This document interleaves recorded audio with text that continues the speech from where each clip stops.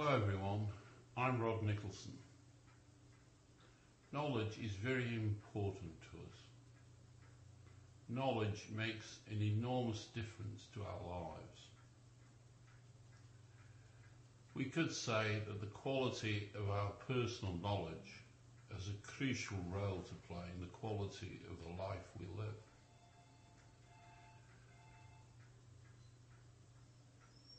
Our viewpoint on life and ourselves is pivotal in determining how we live, and it is the knowledge we possess and the knowledge we give authority to that decides our viewpoint.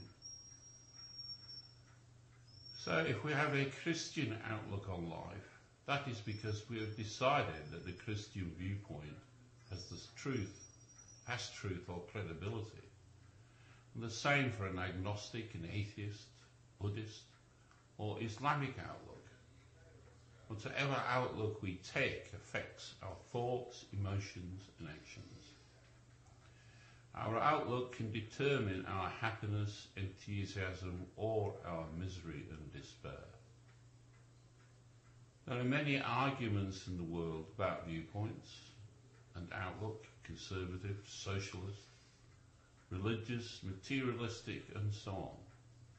In fact, we take some of our viewpoints so seriously that we are prepared to go to war or to kill and commit suicide. Of course, a lot of these viewpoints we call beliefs and can give a great deal of emotional commitment to beliefs, hence the clashes that occur between people and nations. We understand today that the more we can tolerate other people's views, then the more civilized we are. Although we could have an interesting discussion on this social dimension of our viewpoints, it is not the angle I wish to emphasize at present. I am more concerned about the relationships between viewpoints and our own personal universe. I want to raise a level of awareness about the connection between viewpoint and a fulfilled and happy life. What I see is if each of us move more and more closely to a happy and fulfilled life, then many of the problems of society will simply disappear. I would like to suggest first a very different approach to the ever-recurring question, what is truth? In a society dominated by materialistic science, we have been given a point of view about truth that has now become a deeply held belief in our culture. We believe that we are separate from the world out there. We believe that truth is out there, waiting to be found. It is called a dualistic world, a world of twos, constantly bifurcating and separating.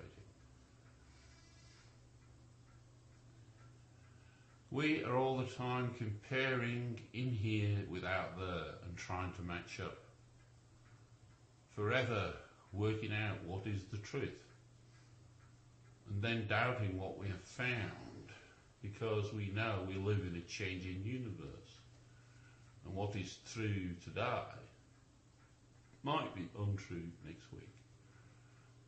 Personally, I got tired and bored with this forever struggle to discover the truth, to know what I'm really about, why I'm here. Is there a God? Is there life after death? Am I really a bastard? And so on. A life of habitual agitation and worry.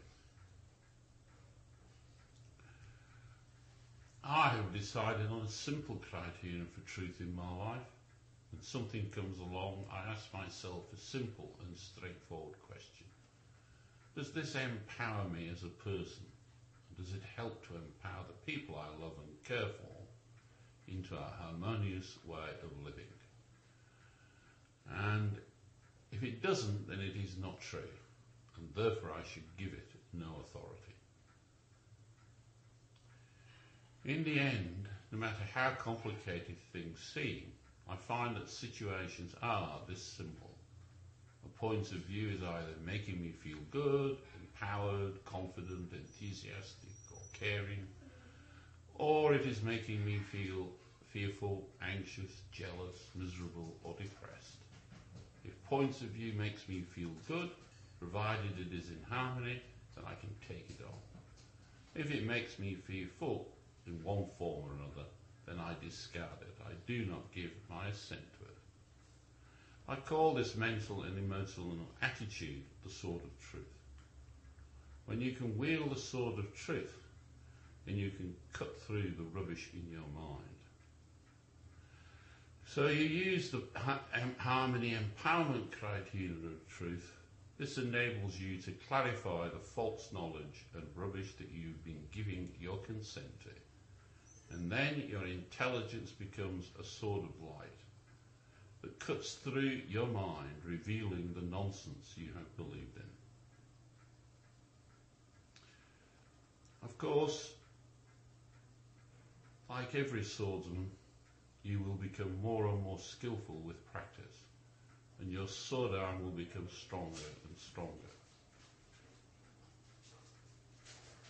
As you see through the rubbish in your mind, the flow of who you really are, confident, creative, loving, will emerge in stronger and stronger form, changing the flow of your emotions, thoughts, and your body.